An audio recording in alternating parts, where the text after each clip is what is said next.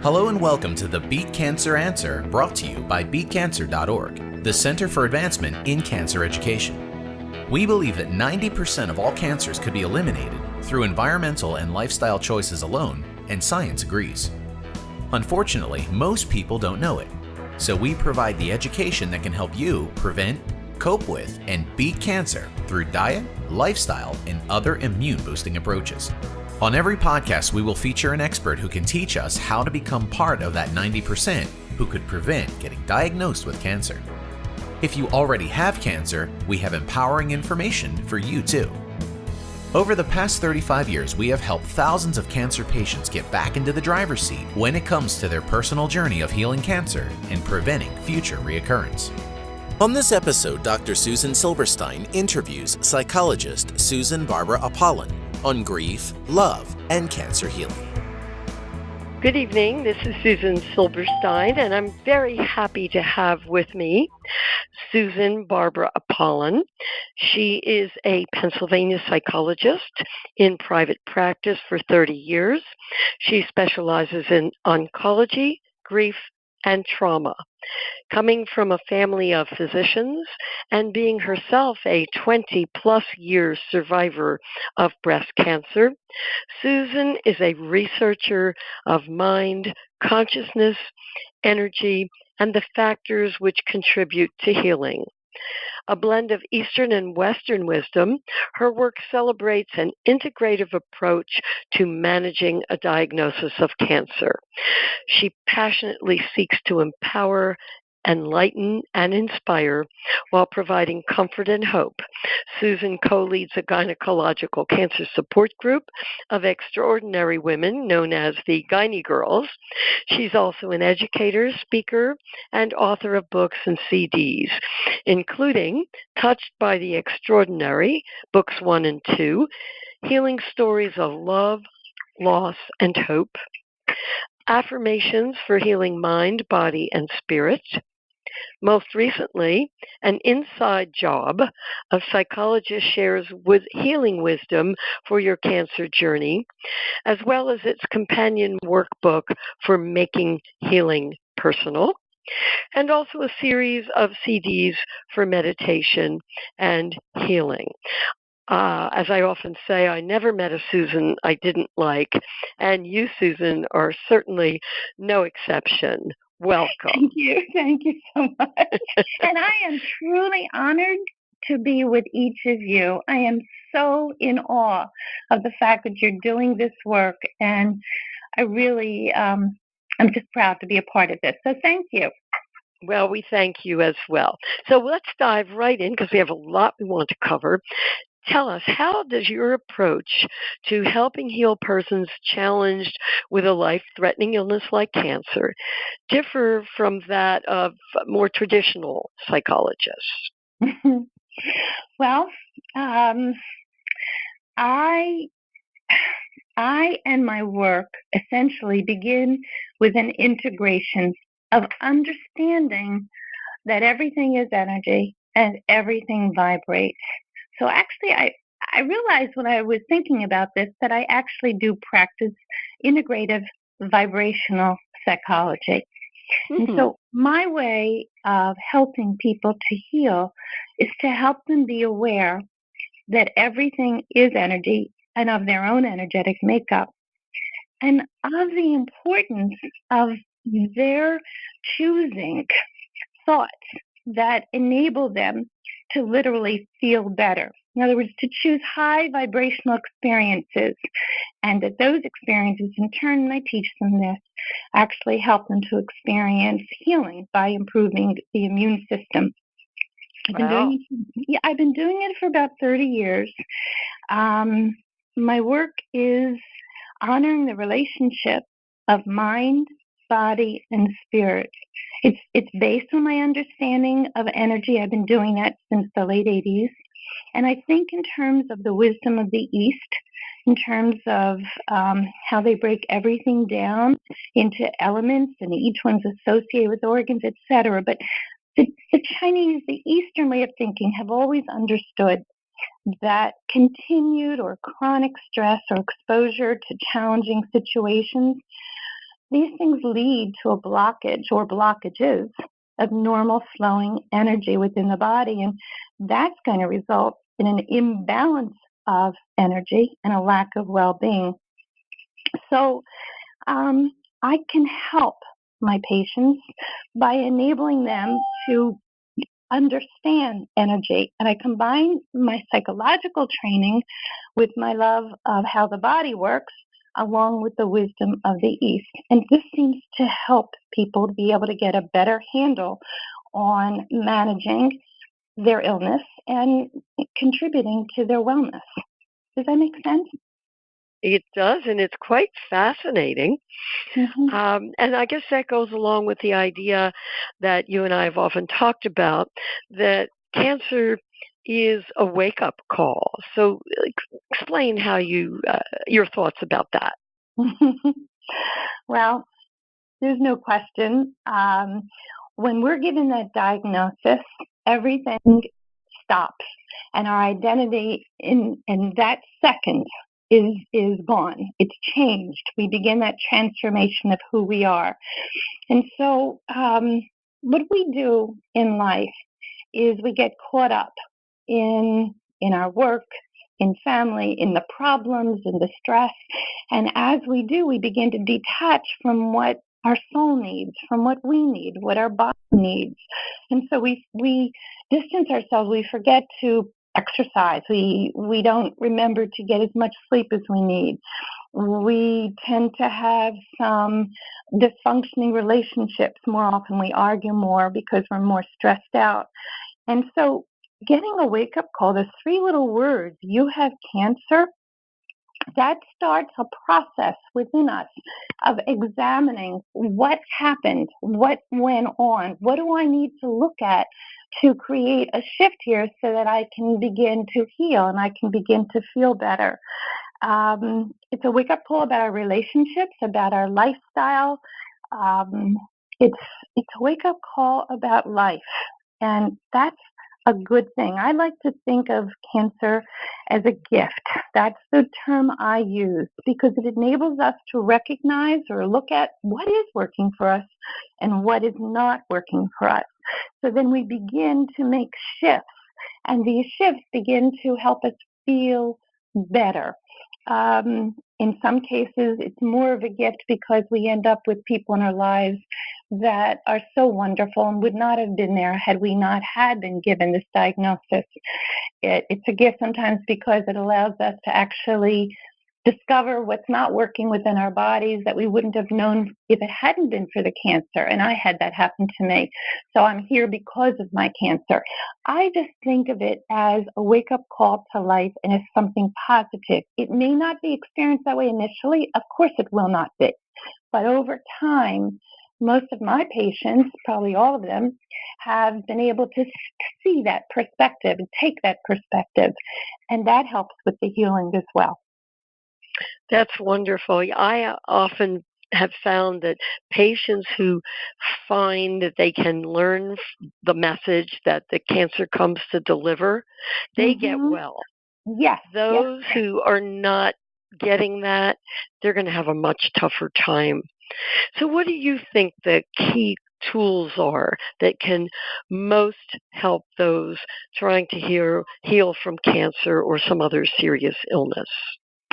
You know, I spend a lot of time thinking about this. I teach many tools, and I started enumerating them, and I'll mention them briefly. But honestly, the very first key tool, from my perspective, is that of empowering one by enabling this individual who has a serious illness. Let this person learn and understand what I just shared with you. Helping the tool is educating that we are vibrational beings, that we need to be vibrating at higher levels to physiologically support our immune systems. So I know we are born with the gifts of breath, intuition, and imagination. Each of these, if you learn to develop them yourselves and you learn to harness the breath also you can use it in relaxing yourself, and eventually that causes you to vibrate higher and so produce the chemicals you need. It also is helpful in meditation or in prayer or simply quieting yourself and producing calm instead of fear. Breath is such a gift. Your intuition you're born with, and if you allow yourself to start energetically vibrating at a higher level by feeling better, more peaceful, thinking about things that make you feel better, your intuition kicks in, and you can actually hear in your heart, in your body, throughout your whole being. You get that sense of what you need to do.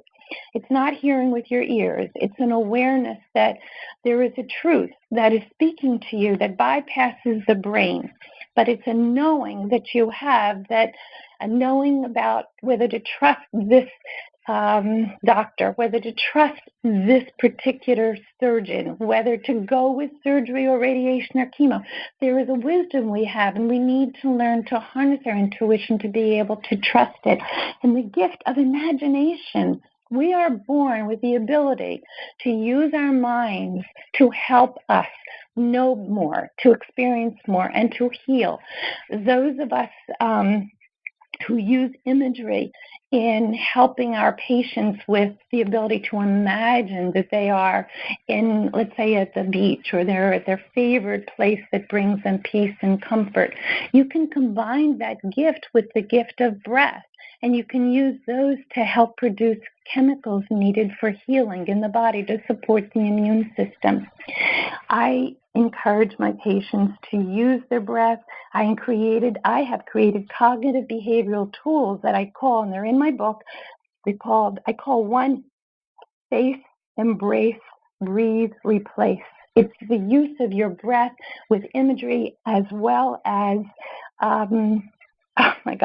just as well as the ability to know that you have whatever you need to release, to let go, and to bring in what you need for the body's healing. I have something called the ABCs: awareness, breath, and choice of something better, mindfulness. These are all using breath and imagination. I encourage my patients, please bring in humor. Focus on whatever makes you laugh. Focus on whatever makes your heart sing. Think about what your passion is. Think about following it, getting engaged in it, encouraged, just involved with it. One tool that we don't think of as a tool, I really encourage my patients, choose or find a perspective about your illness that supports you. Instead of seeing your cancer as something horrific and horrible, see it as what we mentioned before, as something positive, as a gift. Most importantly, I teach my patients, think about it as an experience that's teaching you lessons, that it's making you aware of something you need to learn that you weren't aware you needed to learn. It's going to help you have a better quality of life. So finally, what I like to also, and I actually do, is I encourage those with whom I'm working to think about what indications, what signs they have that they're not alone.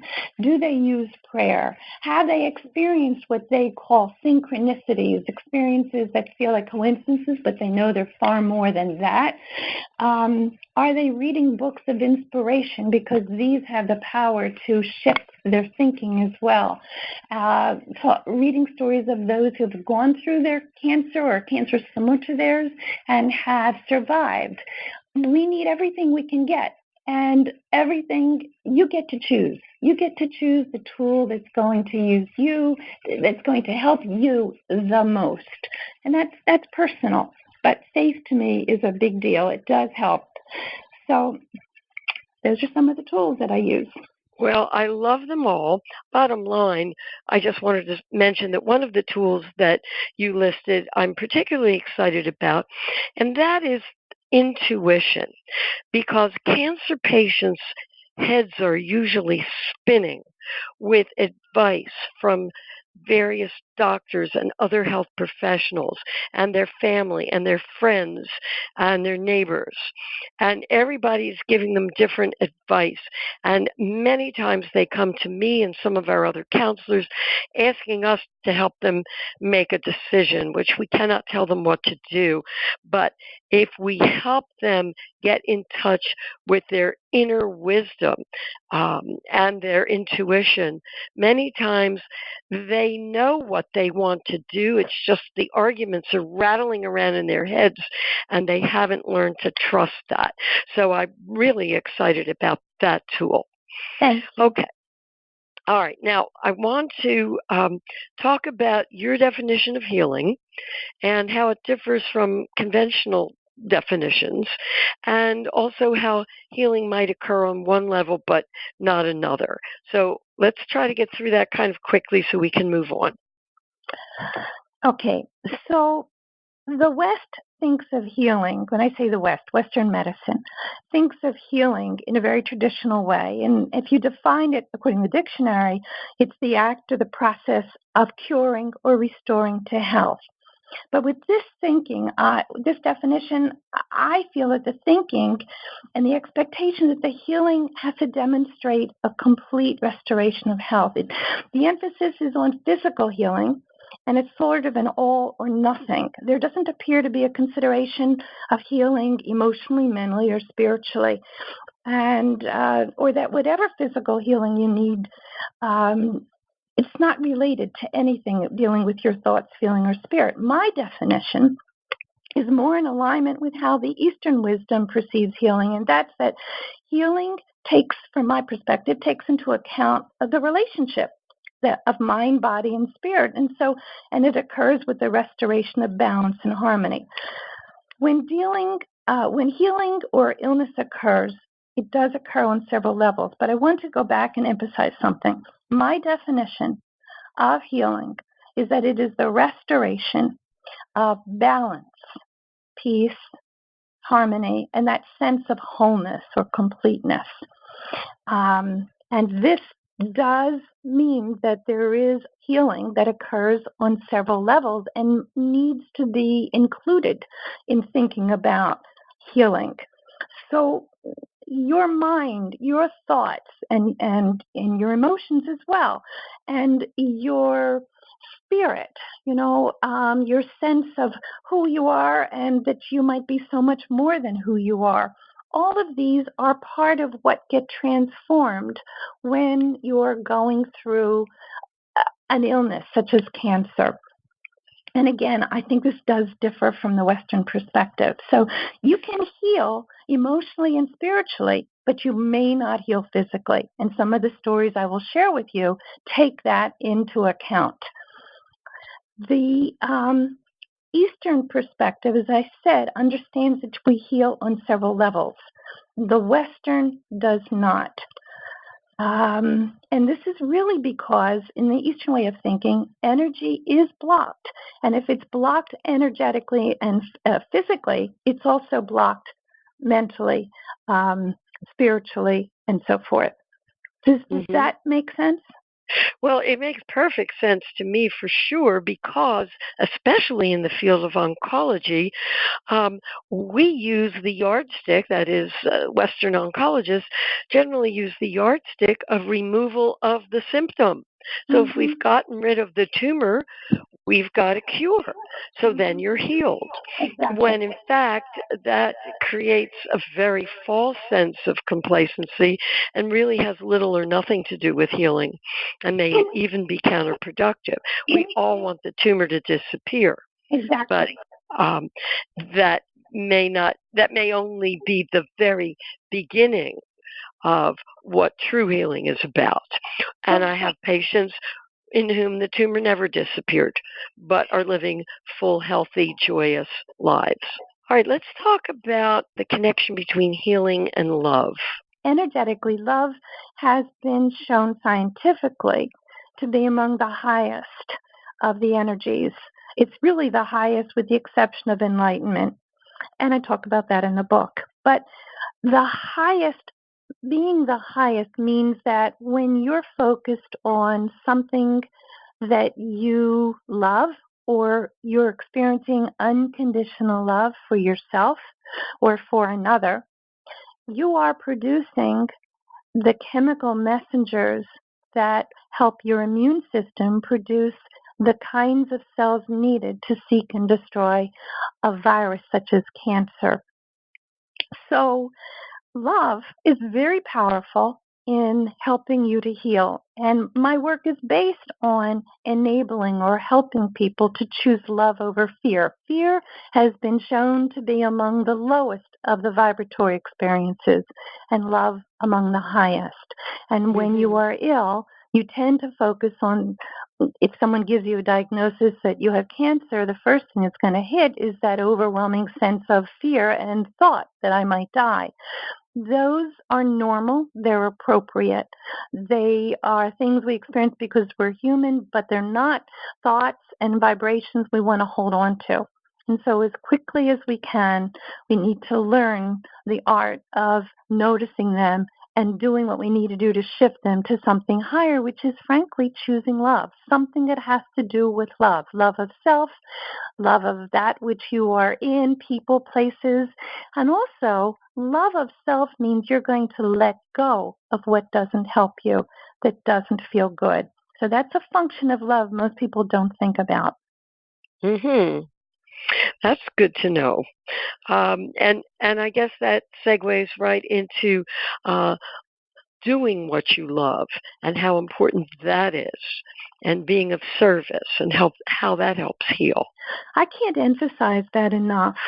When you are involved with improving the quality of life for another human being or animal or the environment, and you're experiencing that personal sense of fulfillment and satisfaction, you are releasing the wonderful chemicals, the endorphins, the hormones, the oxytocin, the dopamine that enhances the work of the immune system and produces the natural killer cells, the T cells, the macrophage cells that then can, as I said before, do the work of seeking out a virus like cancer that doesn't belong in the body and releasing it, getting rid of it. So, yes, that's what you want to be doing. Follow your passion, which is what I encourage my patients to do. And they often say, well, I don't know what that is. But I ask them, share with me, what is it that makes you feel good? What is it that brings you pleasure? Does helping another person, does making a meal for another person, driving them somewhere, bringing them something to eat, doing something involving yourself in environmental work, whatever it is, do it. And if you're experiencing symptoms that you feel are making it hard for you to do it, do whatever you can, because that will help you, again, enhance the work of your immune system. We often talk about in the training. All right, so on the other side, let's talk about the relationship between grief and healing. It's so important. Grief is such a natural emotion. Anytime we experience a sense of loss, we've lost a dream, we've lost a loved one, a pet, your hopes and your dreams, they're not working out. So we experience those natural emotions of sadness and pain. Sometimes we suffer. Those are appropriate. But what happens is that if you stay with those too long, if you grieve too long for someone without putting in a sense of balance to focus on that would create chemicals that help you, too much grief and too much sorrow will produce the chemicals that depress the immune system, making it so hard for it to produce those life-enhancing cells that could protect you and eradicate the cancer. So you really want to uncover what it is that you are grieving and mourning, process it, and let it go as soon as you can. Honestly, I feel like the key to life is learning how to let go, detach, release that which has caused you pain and suffering. And all of that is in the past. And you want to be able to release it because your cells, 60 trillion cells, we feel we have between 50 and 60. I really do feel there are more. And these cells are aware of what you're thinking because it's a vibrational world inside of your body. Everything is vibration. And so they can feel what's happening. Plus, you're releasing chemicals that are the depressors of the immune system. So what we need to do is find a way to release as quickly as we can and then balance whatever it is we're mourning or grieving with something that lifts us, inspires us, makes us feel better. Listen to your favorite music. Listen to something go out into nature, engage in something that is a hobby, or think about your grandchildren if you have grandchildren, but something that lifts you, that can balance the pain of what it is you've lost. Mm-hmm. We talk about that a lot in the training. I call it a fun list or a joyful activity list. Yes, I do too. About things that make you happy. And sometimes it's hard to find that, as you mentioned, because you haven't focused on who you really are long enough to figure that out. I know. Let's talk about your latest book, Susan, An Inside Job. Now, this is the book I wish I had written, but at least I was happy to have written an endorsement, which and appears I'm on honored the back you cover. did, and touched by your thoughts and feelings. Thank you. And I absolutely love the title. So why did you call your book An Inside Job? And what exactly are you referring to by your title? It's very much in line with what we've been talking about. In Western society, we depend on external forms of healing. And we look to surgery, we look to immunotherapy and chemotherapy, and these are the aspects what we look to. We do not think about going inside. We do not really take personal responsibility. It's like, what can you do to fix me? Mm-hmm. And as we said before, both of us, we have people who have reoccurrences where the cancer has reemerged, maybe in a different part of the body or the same area. And when that happens, again, I think about the wisdom of the East, that we are mind, body, and spirit, that we need to think about all aspects, and rather than just the external aspects. And we're very lucky to live in a culture where we have the advanced therapies to help us, but we still need to take personal responsibility. And so many of those that I've researched who have had successes in not only surviving but thriving from an illness like cancer have done this. They've gone inside, and they have, through meditation, through quiet time, through journaling, they have been able to ask and receive what it is that they've been holding on to that they were not willing to acknowledge previously.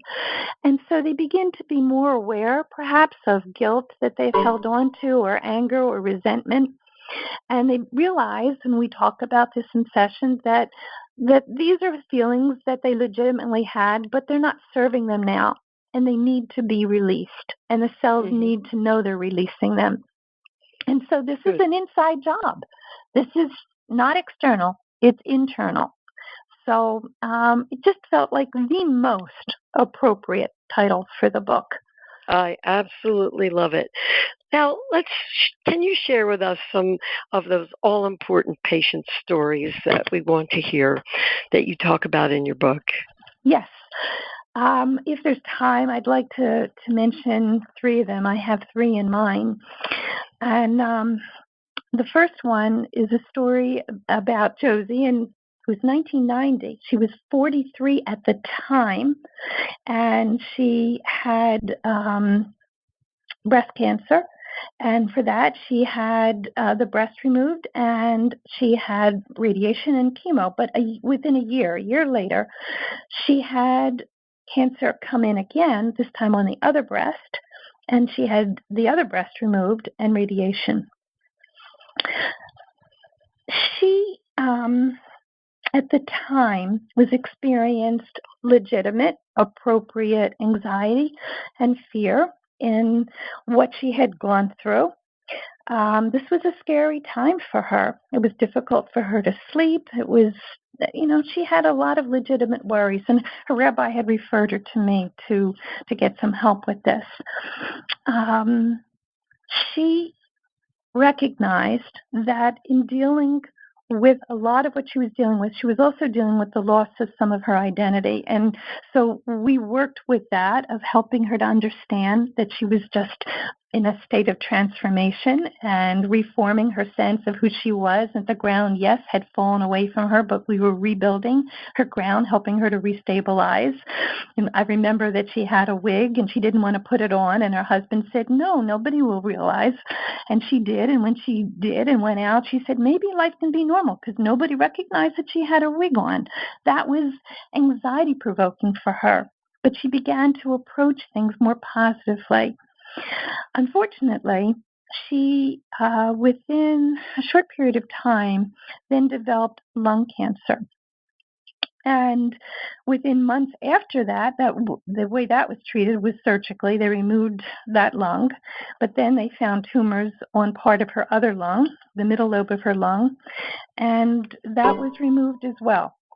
So not the whole lung, just part of the lung. And she's so funny. I mean, she was saying, like, who am I? I have no breasts. I only have part of a lung. And, she would kid about it. She had a wonderful sense of humor.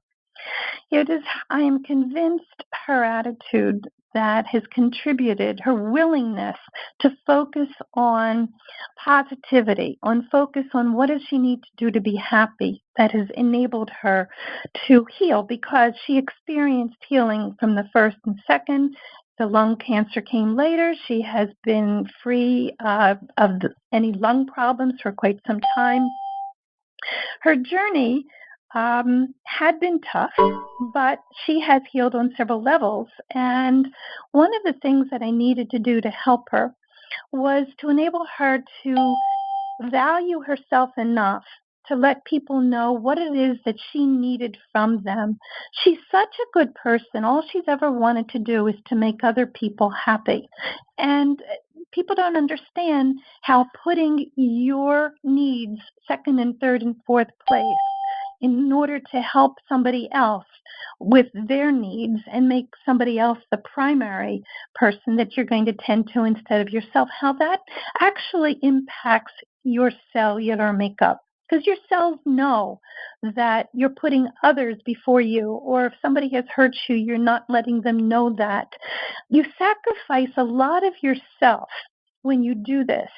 And if you look at the research, we tend to know, just as an example, so many people, for example, with breast cancer, I'm talking about the women in particular, are people, and this also goes back to the Eastern way of thinking about energy and healing, but we tend to know that women with breast cancer are people who have always put others before themselves.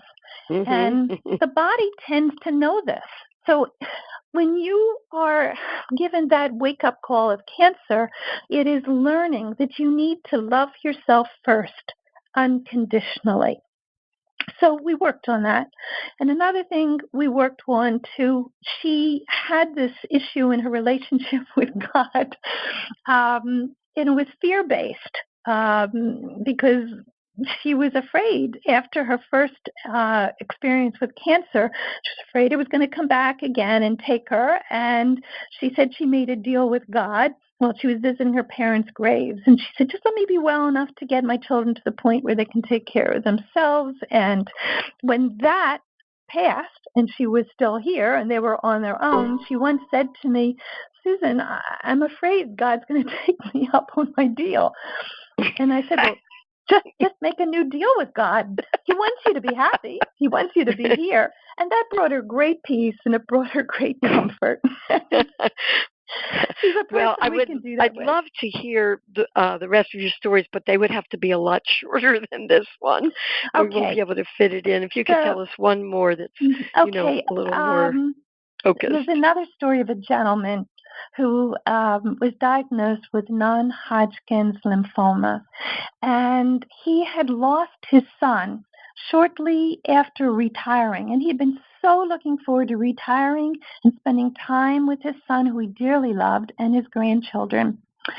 So, we talk about the impact of grief and sorrow in the body, And so many times I've seen this in my practice. People have had major losses, have experienced the growth of tumors within a year to 2 years, unless they've been a lot of others of us have seen that. Yes, many researchers. Oh my God, definitely. So he started working with me because I was working with his wife, actually, because she wanted to deal with her grief of her son. And then he started seeing me alone. And that was a good thing. Now, he was going through chemotherapy, and he needed the therapy we were doing because he wasn't focusing on his own needs. He needed to grieve his son, which we did. So he was able to get in touch with his sorrow and his pain, process it, and let it go over a period of time. And he found ways to allow joy into his life. He reconnected with old friends. He actually engaged in things like yoga and meditation. So he did so beautifully. And eventually he was diagnosed as being perfectly well by his doctor. And I bring up a male and a female because, cancer goes to everybody. It can happen to anybody. And these are two people who've had great success just by tending to unmet needs that had to be processed, brought up to the surface, looked at, and then released and balanced by joy. Wonderful. Well, certainly inspiring, empowering stories. And frankly, your book, An Inside Job, is, in my mind, a must-have for cancer patients as well as the health professionals who work with them. I consider it game-changing, life-changing, life-saving. It is wise, it is kind, it is loving, and it is my absolute top pick for anyone with cancer. Really. I really appreciate that. I really feel that way, Susan. Thank you. And of course, we're into lots of books, and I've written lots of books, but this really gets at the heart of things. And for our listeners, Susan has graciously offered to provide autographed copies of her books, this book, which you can order from the BeatCancer.Org e-store. So thank you, Susan, for all the time you spent writing your book. And thank you. Especially thank you. for the time you spent with this evening's interview. Thank you so much for joining us on the Beat Cancer Answer. If you learned just one thing today about how to prevent, cope with, or beat cancer, then we have succeeded in our mission. For more information or assistance, visit our website at BeatCancer.Org. Remember to sign up for our educational email series and get your free gift. Join in the conversation on Facebook, Twitter, or Google+, where you can meet others who think just like you. We appreciate all of your feedback and love your suggestions. Please also remember to rate us on iTunes. Your positive ratings help us to get discovered so we can save more lives. Thank you again for listening, and best wishes for good health from all of us at BeatCancer.Org.